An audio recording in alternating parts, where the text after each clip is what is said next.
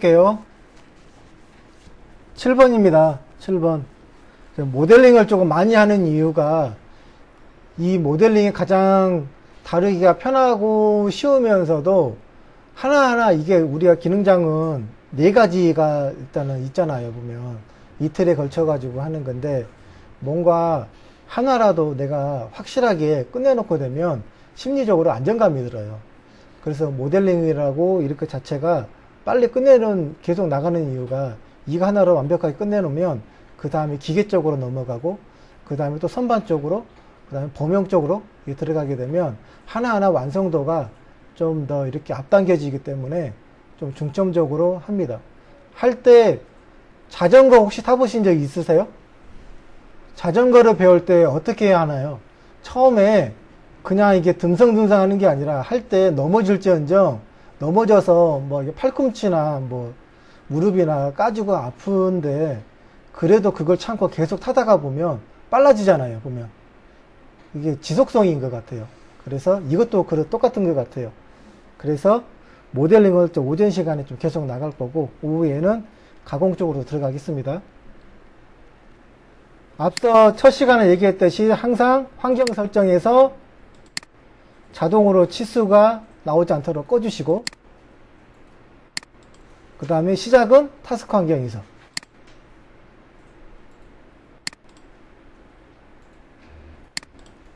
평면에서 이렇게 놓고 시작을 합니다. 평면 재료 사이즈 70에 70이죠. 원점에서부터 2포인트로 70에 70짜리로 치수로 마무리를 짓겠습니다.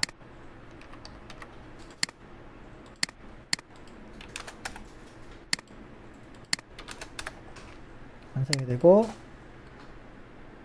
가운데 수직 수평선 하나만 중간점을 통해서 그려놓고 마무리를 짓겠습니다.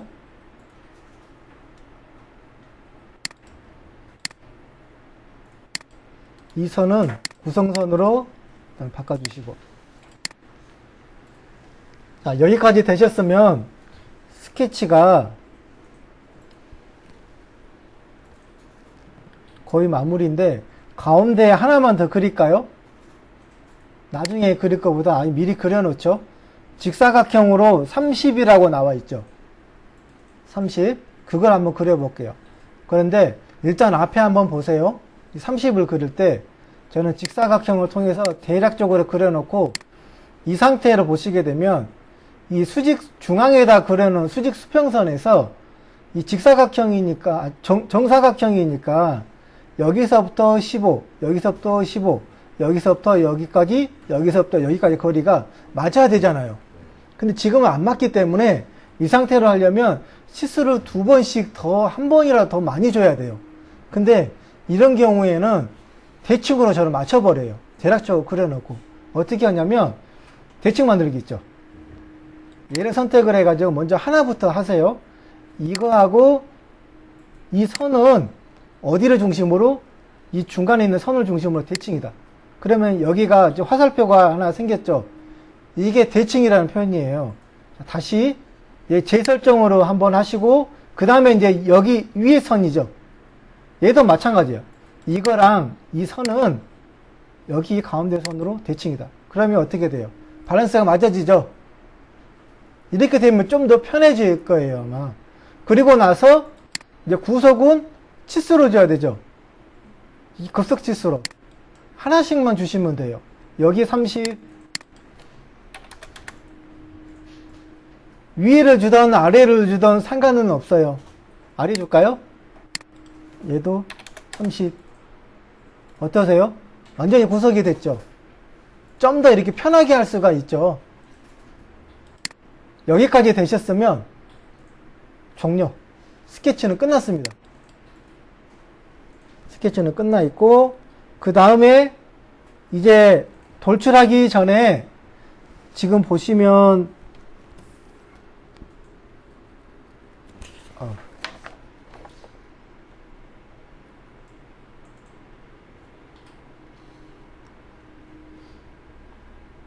자, 6mm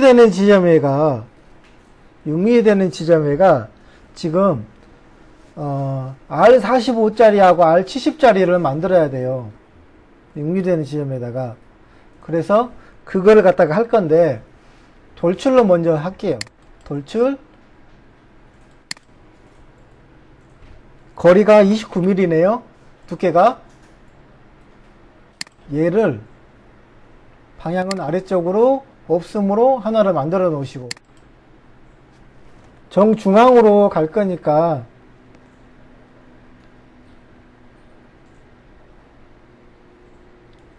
데이터 평면에서 이 선과 이 면과 이 면을 잡아 중간으로 가시고, 자, 확인. 이 중간에 있는 데이터물 타스크 환경으로 스케치를 할 수 있도록 잡아 놓을게요. 이렇게 여기에서 3점으로 들어갑니다. 3점으로 하나, 둘 이렇게 만들어줘야 되겠죠. 정면대에 나와 있는 것처럼. 자, 치수를 주는데 이 상태에서 R값을 주면 얘가 밖으로 튀어요. 그래서 그거를 막아주기 위해서 Z0에서부터 여기 높이값을 갖다가 지정을 해줍니다. 6mm잖아요. 6mm를 이렇게 해주시고, 그 다음에 여기서 반지름 값은 45죠. 45고, 이 R45짜리의 중심 지점이 여기인데 이 위치가 있습니다. 위치가 여기에서부터 여기까지가 35 중간에 들어갑니다. 35. 그러면 이게 완전히 구석이 됐죠. 정면에서 닫기로 종료를 할 겁니다. 그러면 중간에다가 이렇게 하나를 만들었죠. 45짜리. 동일하게 여기에다가도 이렇게 하나 또 그릴 거예요. 70R짜리. 그래서 데이터물을 또 할 겁니다. 이 면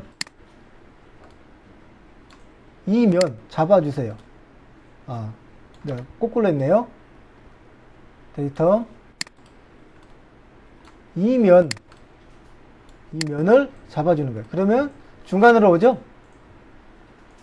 지금 이제 할 거는 확인 눌러주시고, 지금 중간에다가 만들어 놓은 이거를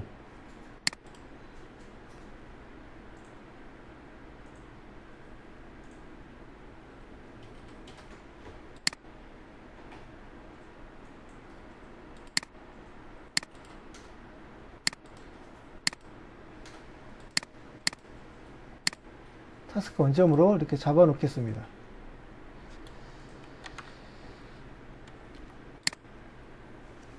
자, 이게 방향이 뒤집어질 경우도 있겠죠. 방향이 뒤집어지게 되면 왜 뒤집어지냐면 Z가 반대로 가 있죠.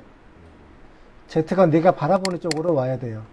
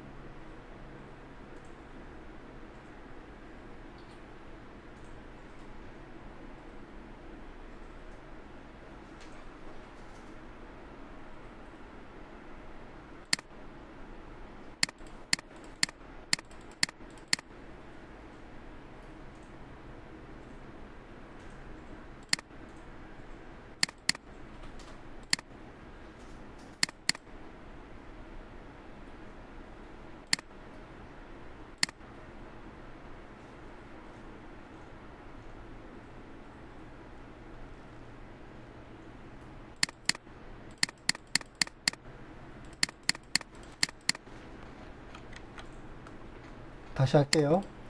이게 지금 일단 이렇게 하고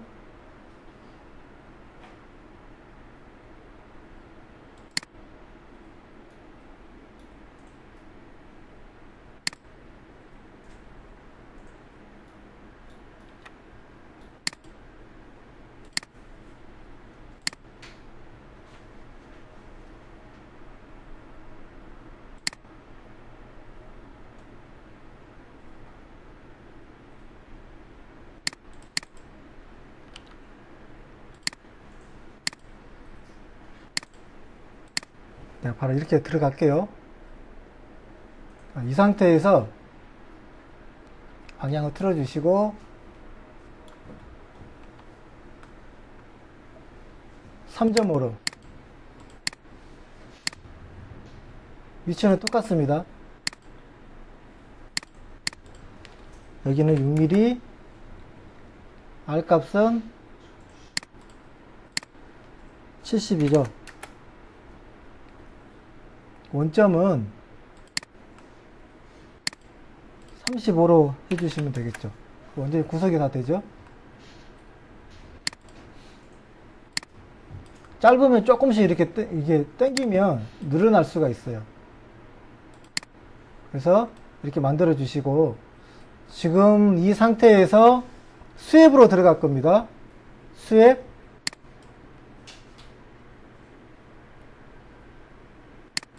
이 선을 통해서 가이드는 이걸 따라가는 거 이렇게 만들어졌죠. 확인을 눌러주시고 여기에서 바디 트리밍이라고 있습니다.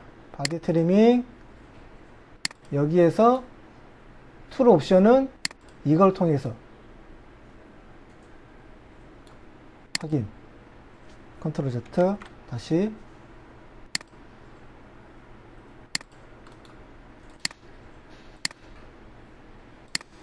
반대로 이렇게 되면 그 부분만 날아가죠. 얘를 마우스 오른쪽으로 눌러서 일단은 좀 숨겨 볼까요? 얘를 마우스 오른쪽으로 눌러서 숨기기 한번 해보세요.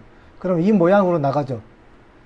그러면 여기에서 얘를 갖다 이제 파내면 돼요. 파내는 건데 돌출 얘를 선택을 해서 방향은 밑으로 지금 정면도에 보시게 되면 2mm만큼의 아래쪽으로 내려가 있어요.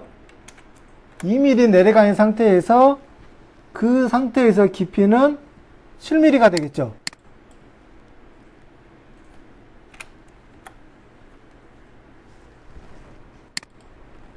자, 빼기로 바꿔주시고 자, 900 각도가 있는데 시작 한계로부터 놓고 120도니까 60도로 해주시면 되겠죠. 확인.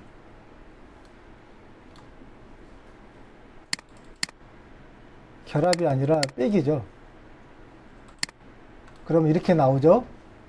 그러면 다 끝났는데 컨트롤 W로 해 주셔가지고 필요한 것만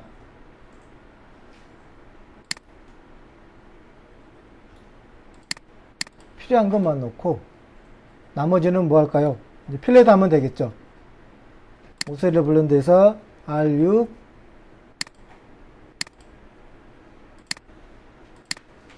적용 그 다음에 R4로 이렇게 되면 모델링이 다 완성이 됩니다.